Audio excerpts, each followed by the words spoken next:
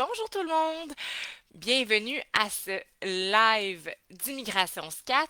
Je m'appelle Mélanie Scatolin, je suis consultante réglementée en immigration canadienne et porte-parole d'Immigration SCAT.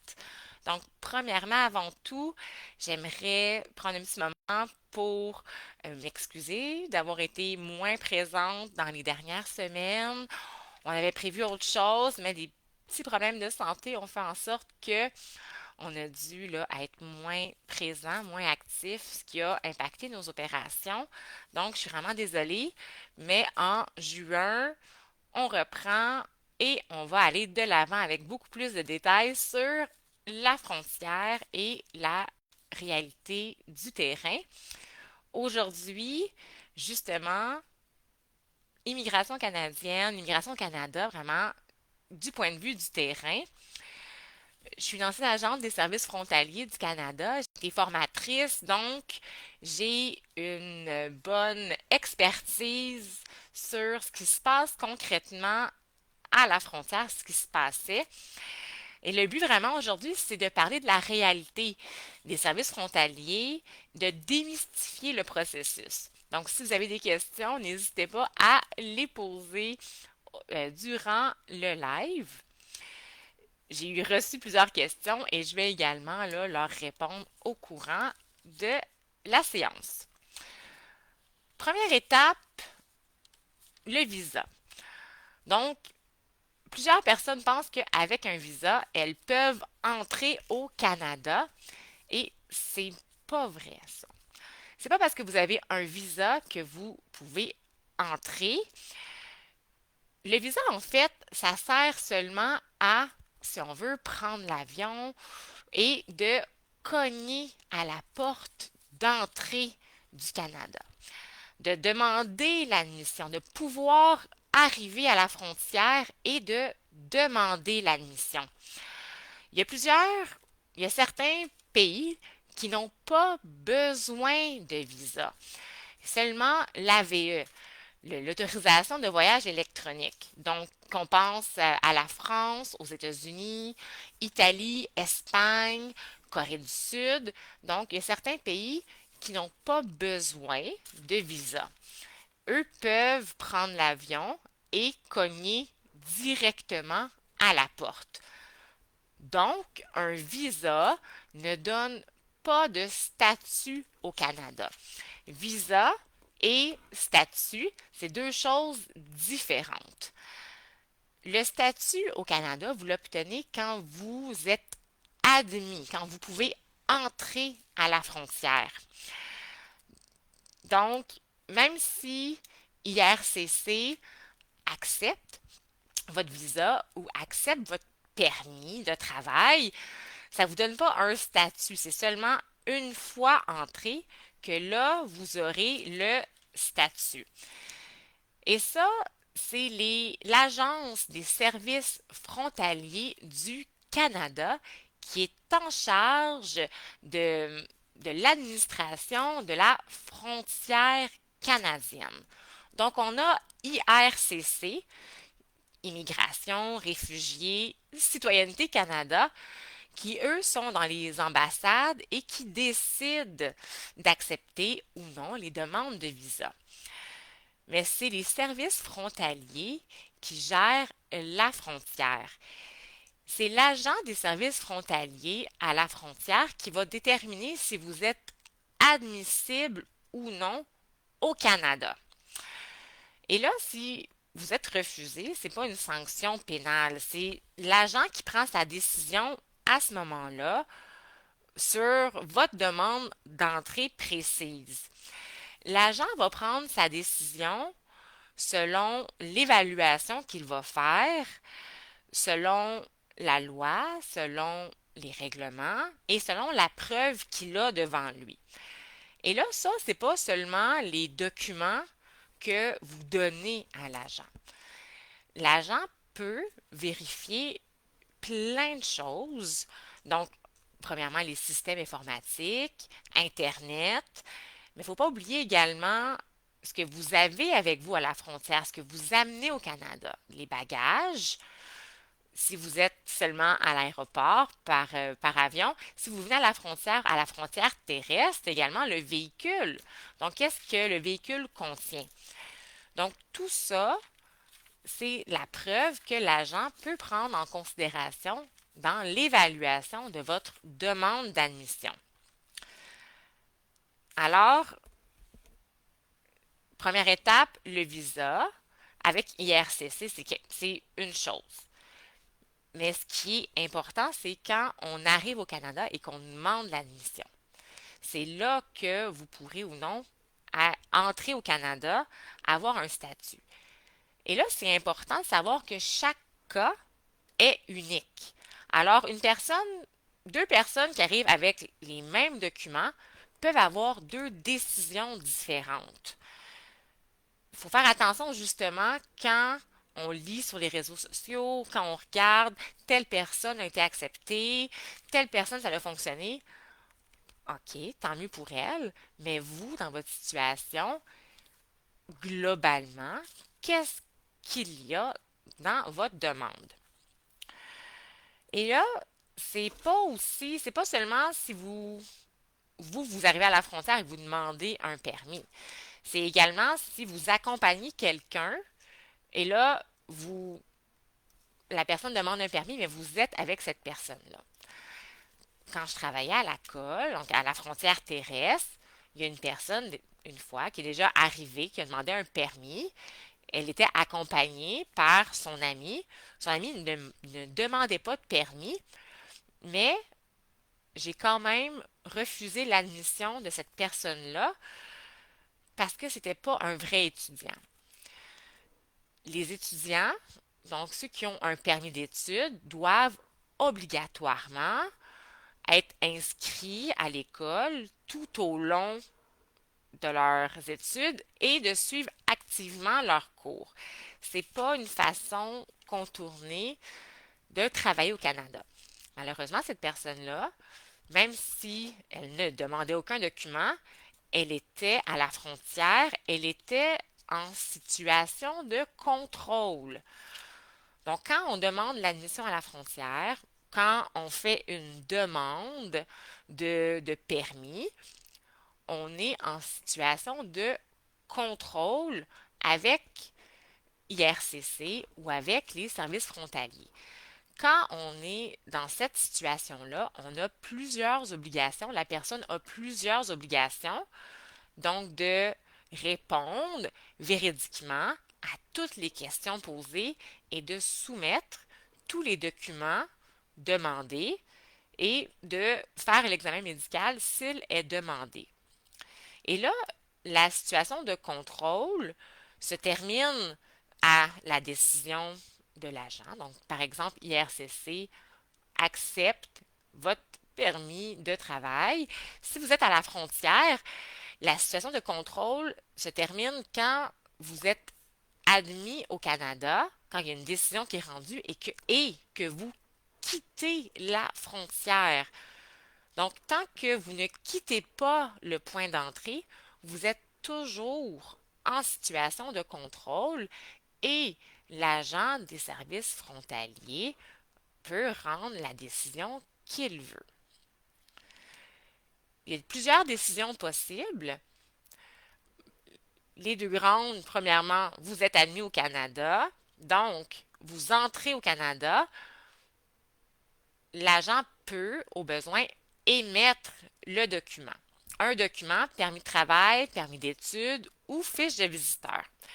S'il n'y a aucun document, vous êtes visiteur, il n'y a aucun document qui est émis, vous êtes admis au Canada pour 6 mois moins un jour. Donc, votre statut de visiteur est de 6 mois moins un jour.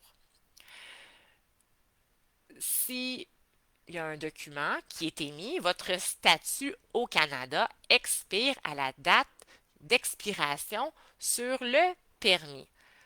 Et c'est là le statut. C'est pas la décision d'IRCC qui, le courriel, la lettre que vous avez reçue qui accepte votre demande. C'est vraiment quand vous êtes admis, quand vous entrez au Canada et que là, vous recevez un document avec les conditions que vous devez respecter et la date d'expiration de votre statut.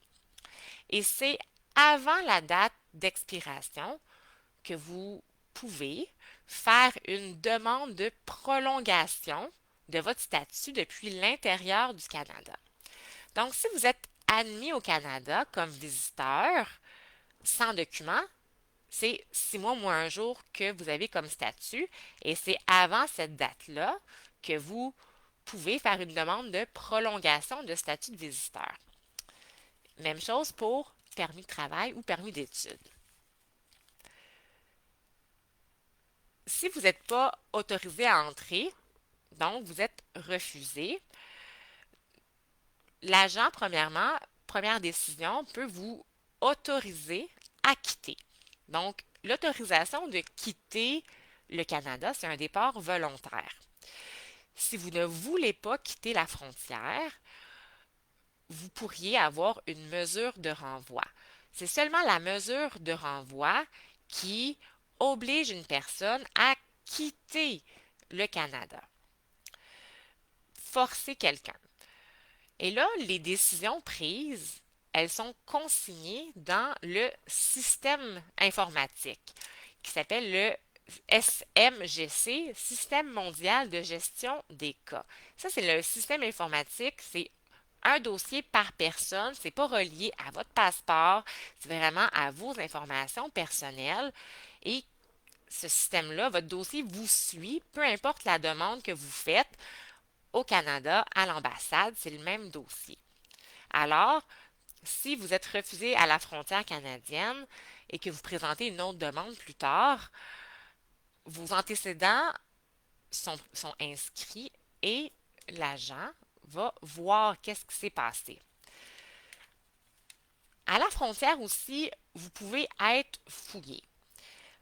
Il y a, du point de vue de la douane, donc les services frontaliers, il y a le volet douane qui vérifie les marchandises qui entrent au Canada. Est-ce que ça respecte la réglementation?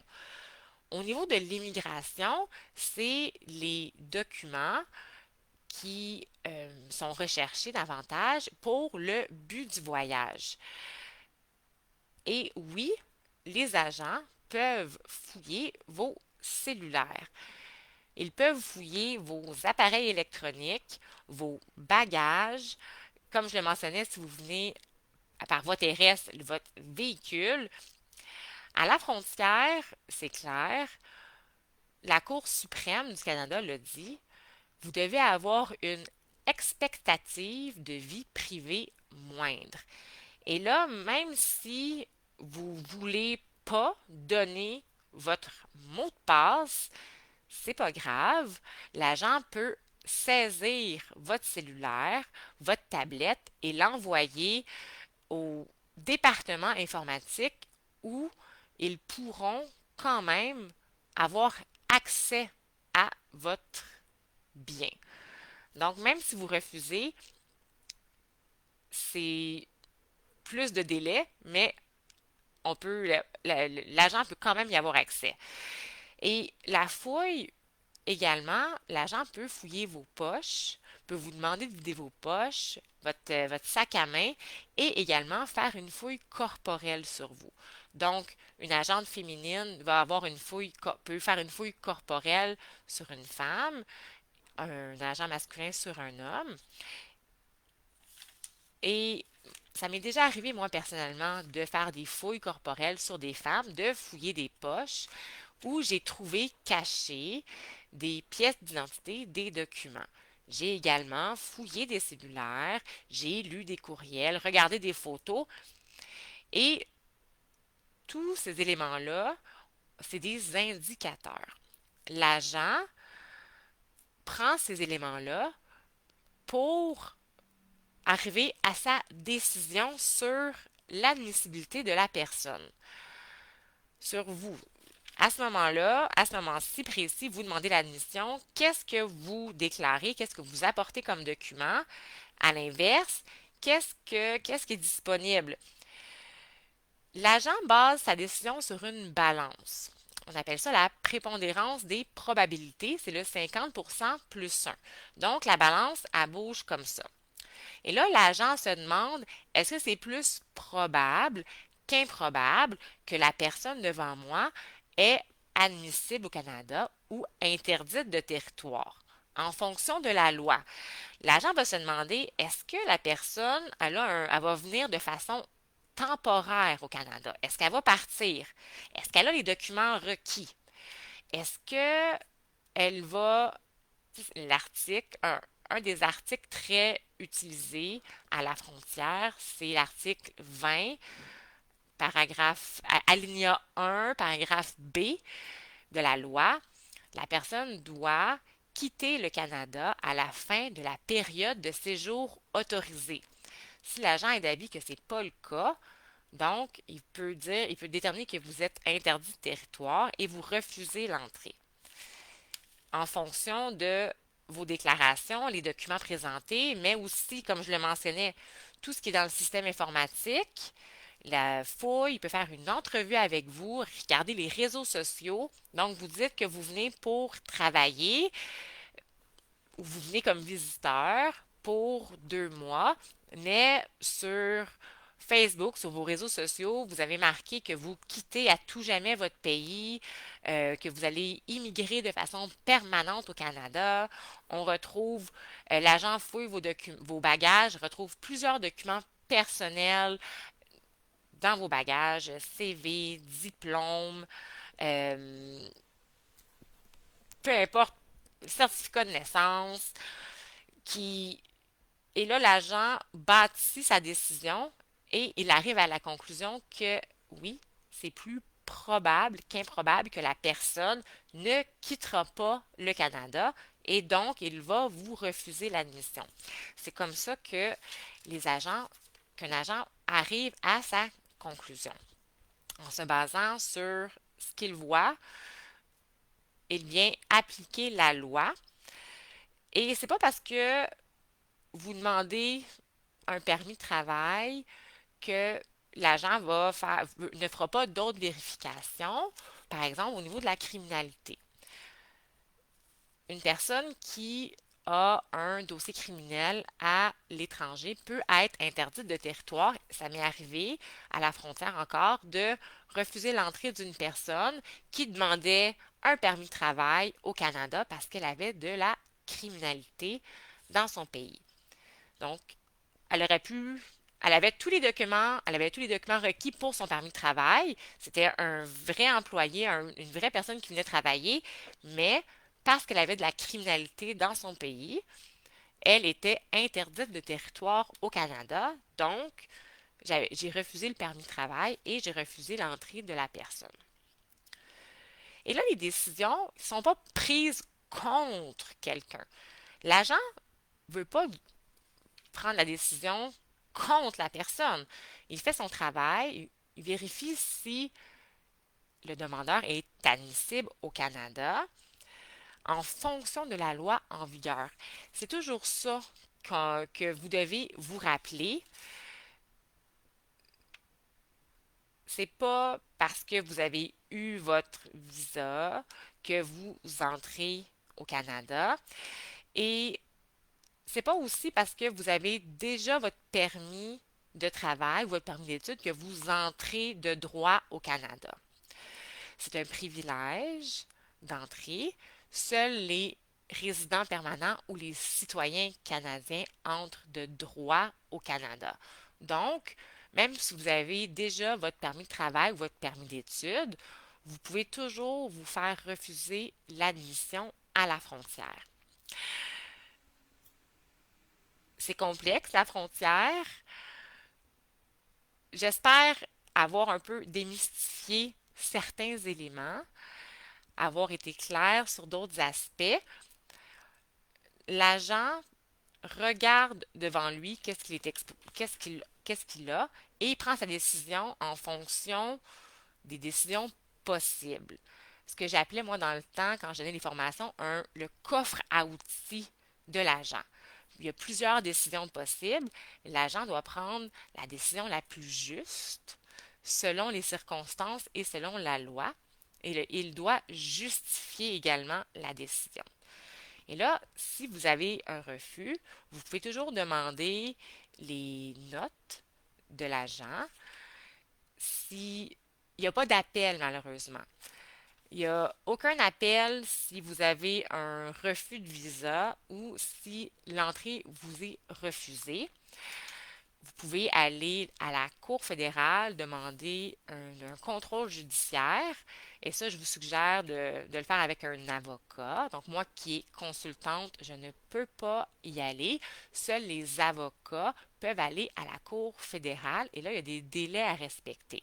Si c'est votre cas, je vous suggère de contacter un avocat membre du barreau.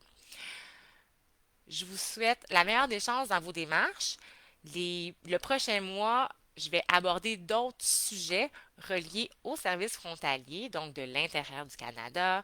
Je vais parler également des mesures de renvoi, le tribunal en immigration, qu'est-ce que c'est finalement. N'hésitez pas à nous écrire.